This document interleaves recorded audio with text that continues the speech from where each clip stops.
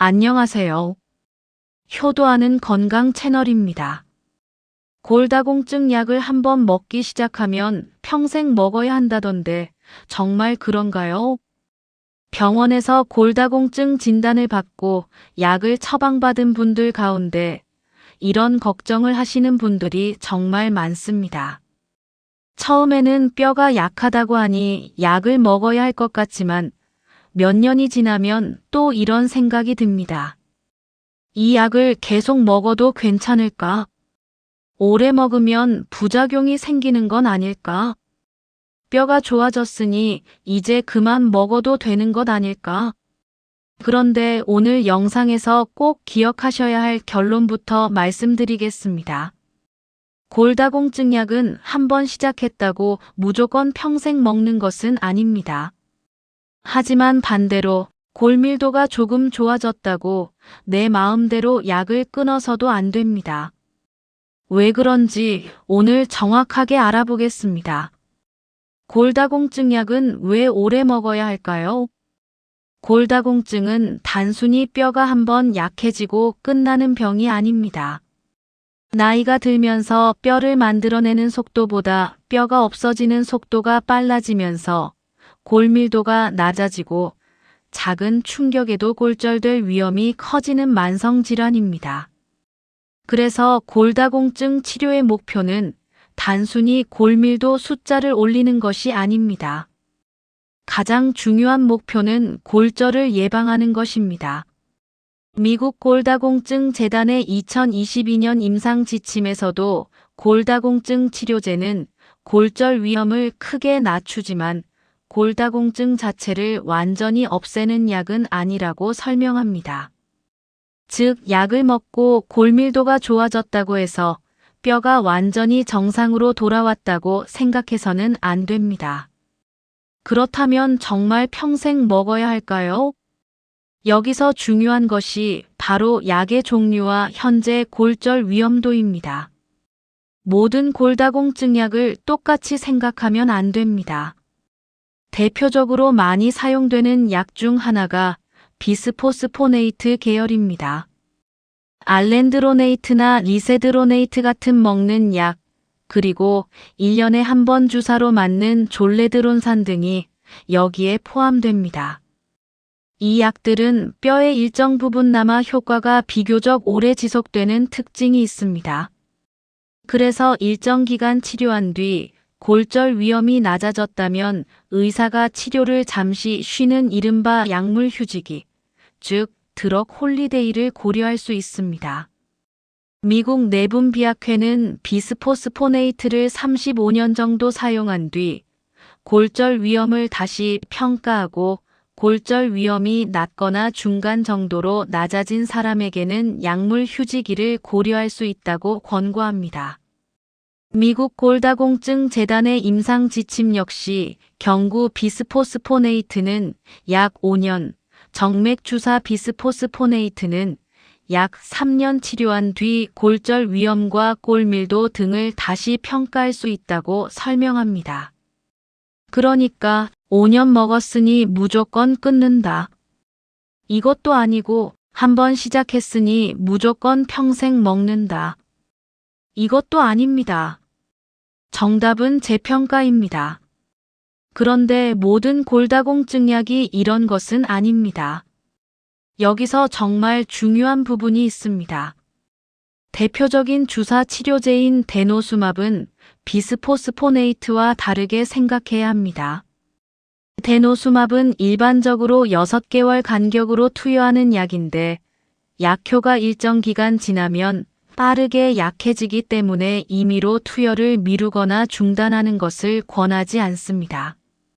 미국 내분비학회 지침에서도 데노수맙은 약물 휴지기를 권하지 않으며 중단할 경우 다른 고릅수 억제 치료 등을 이어서 사용해야 한다고 명확하게 권고하고 있습니다.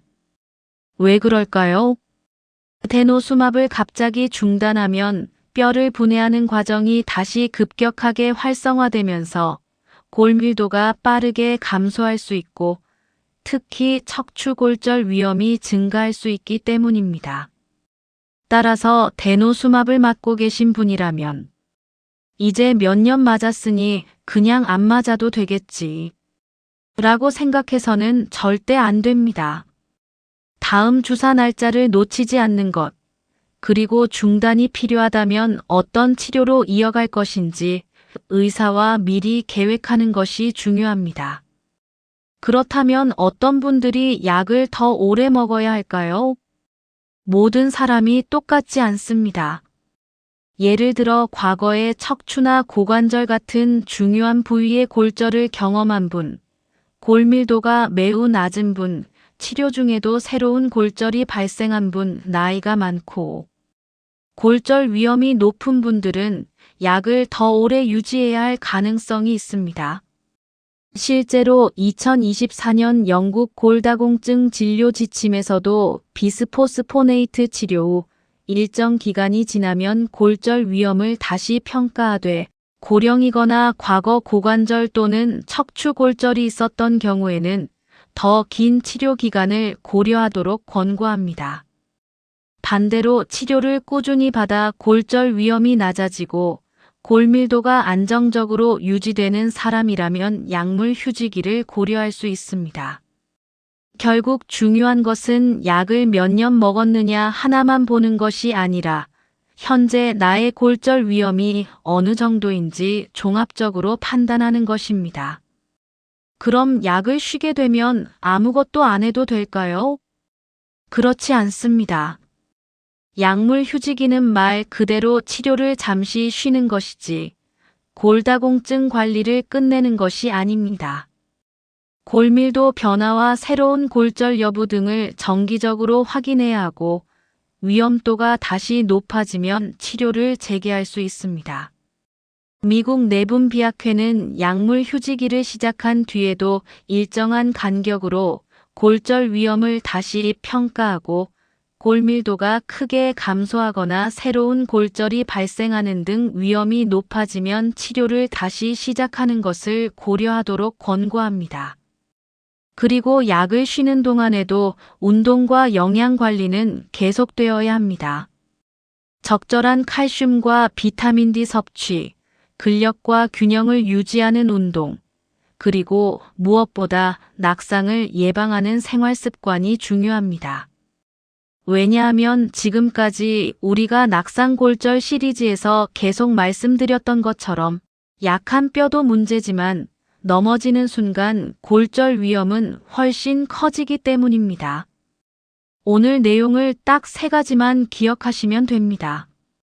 첫째, 골다공증 약은 무조건 평생 먹는 약이 아닙니다. 둘째, 그렇다고 골밀도가 좋아졌다고 마음대로 끊어서도 안 됩니다. 셋째, 약의 종류와 나이, 골밀도, 과거 골절 여부 등을 바탕으로 의사와 치료 기간을 다시 결정해야 합니다. 특히 대노수맙처럼 갑자기 중단했을 때 골절 위험이 커질 수 있는 약도 있기 때문에 약 이름을 정확히 확인하는 것이 중요합니다. 혹시 지금 골다공증 약을 몇 년째 복용하고 계신다면 나는 이 약을 평생 먹어야 하나? 라고 걱정하기 전에 내 골절 위험을 지금 다시 평가해야 할 시기가 되었나요? 라고 담당 의사에게 물어보세요. 이 질문 하나가 훨씬 중요합니다. 그리고 골다공증 약을 복용하고 있다면 약을 임의로 중단하지 마시고 특히 주사 치료를 받고 계신 분들은 다음 투여 일정과 중단 또는 변경 계획을 반드시 의료진과 상의하시기 바랍니다. 지금까지 효도하는 건강 채널의 낙상골절 시리즈를 함께 해주셔서 감사합니다. 넘어지는 순간을 피하는 것도 중요하지만 넘어져도 쉽게 부러지지 않는 몸을 만드는 것. 그건 역시 건강한 노후를 위해 꼭 필요한 준비입니다. 이번 시리즈가 부모님과 가족의 건강을 지키는데 조금이나마 도움이 되었기를 바랍니다. 도움이 되셨다면 구독과 좋아요로 함께 해주세요. 다음 영상에서는 또 다른 어르신 건강 이야기로 찾아뵙겠습니다. 감사합니다.